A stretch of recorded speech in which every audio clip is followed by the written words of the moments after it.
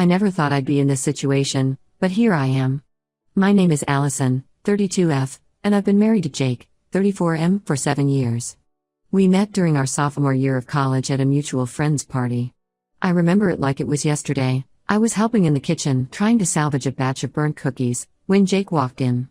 He took one look at the smoky mess, laughed, and offered to run to the store for more supplies. We ended up spending the whole night baking and talking, completely forgetting about the party outside. From that night on, we were inseparable. Jake was always the life of the party, charming and outgoing, while I was more reserved. I thought we balanced each other out perfectly. After graduation, we moved in together and started building our life. Jake got a job at a startup tech company, and I began working at a local nonprofit. We got married 2 years later in a small ceremony in my parents' backyard. Our life together wasn't perfect, but I thought we were happy. We had our share of arguments, usually about Jake's long work hours or my desire to start a family, but we always worked through them. Or so I thought. Last week, I discovered something that shook my world to its core. It was a regular Tuesday evening, and I was tidying up our home office. Jake had been working late nights recently, preparing for a big product launch. I was straightening up his desk when I accidentally knocked over his laptop bag. As I picked it up, a small, leather-bound notebook fell out. I didn't think much of it at first. Jake often jotted down ideas for work, and I assumed it was just another one of his brainstorming journals. But when I opened it to put it back, I froze. Inside were detailed accounts of Jake's encounters with various women, complete with dates, names, and even ratings. My hands shook as I flipped through the pages. The dates spanned our entire relationship, even before we got married. There were at least 15 different women listed, some with multiple entries. I recognized a few names, co-workers, friends of friends, even one of my cousins, Megan, who had stayed with us for a week last summer while she was job hunting in the city. I felt like I couldn't breathe. This couldn't be real. Jake and I had always been honest with each other. We'd even had conversations about fidelity early in our relationship. Jake had been cheated on by his high school girlfriend, and he always said how much it had hurt him. How could he do this to me? I sat there for what felt like hours, reading and rereading the entries. I kept hoping it was some kind of sick joke or a writing exercise gone wrong. But deep down, I knew it wasn't. The details were too specific, too personal to be fiction. When Jake came home that night, I confronted him. At first, he tried to play it off as a joke, then as a fantasy journal.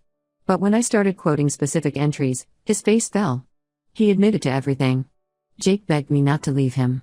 He said he had a problem, that he'd been struggling with sex addiction for years. He talked about how the pressure at work had been getting to him, how he turned to these encounters as a way to cope with stress. He promised to get help, to change. But all I could think about were the years of lies, the betrayal, the humiliation. I packed a bag and left that night.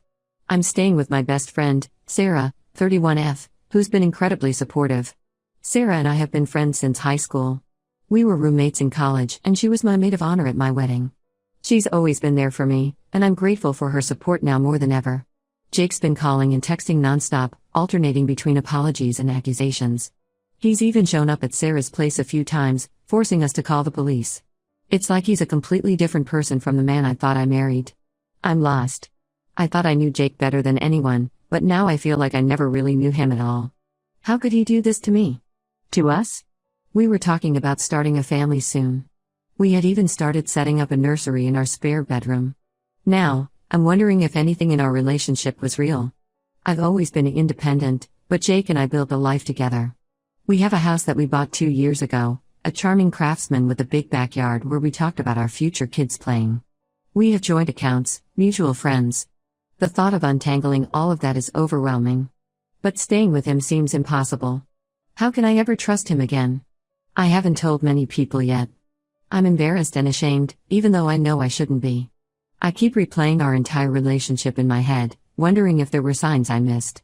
Was I just willfully blind? I remember times when Jake would come home late smelling of perfume, claiming he had been at a client dinner. Or the times he'd be overly protective of his phone. But I always trusted him, always gave him the benefit of the doubt. Jake's family has gotten involved now. His sister, Emma, 29F, called me yesterday. Emma and I have always been close, we even started a book club together last year. But now she's trying to convince me that Jake's behavior was just a phase, that all men struggle with fidelity. I was furious. This wasn't a one-time mistake or a moment of weakness. This was years of calculated deception. I'm considering my options now. Part of me wants to just walk away from everything and start fresh somewhere new. Maybe I could take that job offer in Seattle that I turned down last year to stay close to Jake's family. Another part wants to fight for what's mine. After all, I put my career on hold to support Jake's ambitions. When he got the opportunity to join the startup, I was the one who encouraged him to take the risk. I took a lower-paying job closer to home so he could work the long hours needed to get the company off the ground. But mostly, I just feel numb. The future I thought I had, the home, the family, growing old together, it's all gone. Replaced by this horrible reality where the person I trusted most in the world has been lying to me for years. I guess I'm looking for advice, support, or maybe just a place to vent. Has anyone been through something similar? How did you move forward? I feel like my entire future has been erased, and I'm not sure how to start rebuilding. Update 1. It's been 3 months since I discovered Jake's infidelity, and a lot has happened. I wanted to update you all because your support and advice have been invaluable during this difficult time. After my initial post, I decided to take some time for myself. I extended my stay at Sarah's place and took a leave of absence from work. My boss, Karen, 45F, was incredibly understanding. She even shared that she had gone through a similar situation in her first marriage. I needed space to think and process everything without Jake's constant attempts to contact me. During this time, I also sought legal advice. I learned that Jake's infidelity could potentially impact our divorce settlement, especially given the duration and extent of his affairs. My lawyer advised me to gather as much evidence as possible, so I went back to our house when Jake was at work and retrieved the notebook, as well as made copies of relevant emails and text messages I found on our shared computer. Going back to the house was harder than I expected. Everywhere I looked, there were memories. The kitchen where we used to cook Sunday brunches together. The living room where we'd have movie marathons on rainy weekends. Even the garden we had planted together last spring. It all felt tainted now. About a month after I left, Jake's behavior took a turn for the worse. He started spreading rumors among our friends that I had cheated on him, which is why I left. Some people actually believed him, which was incredibly hurtful. Our friend Tom, 33M, who Jake and I had known since college, even called me to ask if it was true. It was a wake-up call about who my real friends were. Jake also drained our joint bank account. Fortunately, I had already moved most of my personal savings to a new account, but it was still a significant financial hit. My lawyer is addressing this in our divorce proceedings. On a more positive note, I've reconnected with my family. I was hesitant to tell them at first, but when I finally opened up to my parents and siblings, their support was overwhelming. My older brother, Mark, 36M, even offered to let me stay with him and his wife in their guest house while I figure things out. I took Mark up on his offer and moved out of Sarah's place last month. It's been good to have family around, especially as I navigate the divorce process. Mark's wife, Lisa, 34F, has been particularly supportive. She went through a divorce herself before meeting Mark, and her insights have been incredibly helpful. Living with Mark and Lisa has also given me a chance to spend more time with my niece, Sophia, 4F. Her innocence and joy have been a bright spot in these dark times. We've been having weekly art nights where we paint and draw together. It's been therapeutic in a way I didn't expect. As for Jake, he's still trying to reconcile. He started attending Sex Addicts Anonymous meetings and keeps telling me how much he's changed. Last week, he sent me a long email detailing all the ways he's working on himself. Part of me wants to believe him, to think that maybe we could work things out. But then I remember the notebook, the years of lies, and I know I can't go back. The divorce proceedings are ongoing. Jake is fighting for a 50-50 split of our assets, despite his infidelity and the fact that I sacrificed my career advancement for his. It's frustrating, but my lawyer assures me we have a strong case. I'm slowly starting to rebuild my life. I've returned to work and even started taking a photography class at the local community center, something I've always wanted to do but never had time for when I was with Jake. It's not easy, and there are still days when I feel overwhelmed by sadness and anger. But I'm taking it one day at a time. Thank you all again for your support. I'll update again when there are significant developments in the divorce proceedings or my personal journey. Update 2. Hello everyone. It's been another 3 months, and I wanted to give you all an update on my situation. The divorce proceedings are still ongoing, but we're making progress. Jake initially tried to drag things out, hoping I'd change my mind, but he's finally accepted that our marriage is over. We're now in the process of dividing our assets. One major development is that I've decided to sell our house. Too many painful memories are associated with it, and I want a fresh start. My lawyer has ensured that I'll get a fair share of the proceeds, considering my contributions to our marriage. It was hard to make this decision. I love that house and all the plans we had for it. But every time I think about moving back, I remember finding that notebook in the office, and I know I can't live there anymore. I'm still living in Mark and Lisa's guest house, but I've started looking for my own place. It's both exciting and terrifying to think about living on my own again after so many years, but I know it's an important step in my healing process. I've been looking at apartments closer to the city, near my work. The idea of a shorter commute and being closer to the vibrant city life is appealing. Work has been a welcome distraction. I've thrown myself into new projects and even received a promotion last month. It feels good to be recognized for my efforts, especially after years of putting my career second to Jake's. My boss, Karen, has been incredibly supportive throughout this whole process. She's become something of a mentor to me, helping me navigate office politics and encouraging me to take on more responsibilities.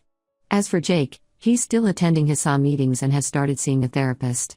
Part of me is glad he's getting help, but another part is angry that he didn't do this years ago when it could have made a difference. He's asked to meet and talk things through, but I'm not ready for that yet. Maybe someday, but not now. The photography class I mentioned in my last update has become a real passion. I've made some good friends there, and we often go on weekend photo walks together. It's nice to have a hobby that's just for me. Last week, I submitted some of my photos to a local art fair. I don't expect to win anything, but just putting my work out there feels like a big step. I've also started dating again, very casually. Nothing serious, just coffee or dinner here and there.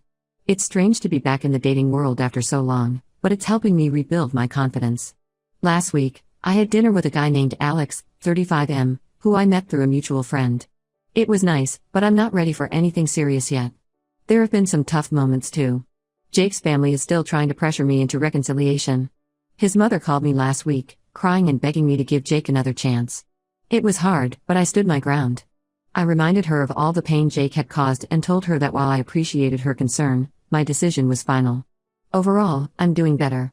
The pain isn't as raw as it was 6 months ago. I still have moments of anger and sadness, but they're less frequent. I'm learning to trust myself again and to believe that I deserve happiness. Thank you all for your continued support. Your kind words and advice have been a lifeline during this difficult time. I'll update again when the divorce is finalized or if there are any other significant changes. Update 3. Hello everyone. It's been a year since my original post, and I wanted to give you all a final update. The divorce was finalized last month. It was a long and often frustrating process, but it's finally over. In the end, I received a fair settlement, including half of the proceeds from the house sale and a portion of Jake's business assets. It's strange to think that our 7-year marriage has been reduced to a stack of legal documents and a division of property. I've moved into my own apartment. It's smaller than the house Jake and I shared, but it's all mine. I've enjoyed decorating it and making it feel like home. My photography hobby has evolved into a small side business. I do portrait sessions on weekends, and I've even had a few of my landscape photos featured in a local gallery. Last month, I was hired to photograph a friend's wedding. It was challenging but incredibly rewarding. Work continues to go well. I've taken on more responsibilities and am being considered for a management position. It feels good to be valued for my skills and hard work. Karen, my boss, has become a good friend and mentor. We often have lunch together, and she's been instrumental in helping me navigate my career growth. As for Jake, we've had minimal contact since the divorce was finalized. He sent me an email apologizing again for everything and wishing me well. I appreciated the gesture, but I have no desire to maintain a friendship or any kind of relationship with him. I heard through mutual friends that he's still attending his SAW meetings and has started volunteering at a local animal shelter. Part of me is glad he's making positive changes in his life, but I'm focused on my own path now. I've continued dating casually, but I'm in no rush to get into another serious relationship. I'm enjoying my independence and focusing on my personal growth. I've been seeing someone, David, 37M, for a couple of months now. He's kind and understanding about my past, and we're taking things slow. My relationships with friends and family have deepened over this past year. Sarah and I still have our weekly movie nights, and I've become closer to my siblings. Mark and Lisa's guest house became a second home to me during the divorce process, and I'm grateful for their support. Looking back, I can see how much I've grown and healed since that terrible day when I found Jake's notebook. While I wouldn't wish this experience on anyone, I've learned a lot about myself and my resilience. I'm stronger than I ever knew I could be. To anyone going through a similar situation, know that it does get better. It's not easy, and there will be tough days, but you're stronger than you think. Take it one day at a time, surround yourself with supportive people, and don't be afraid to ask for help when you need it. Thank you all for being part of my journey. Your support and encouragement have meant more than I can express. This will be my last update. It's time to close this chapter and focus on the future. Wishing you all the best.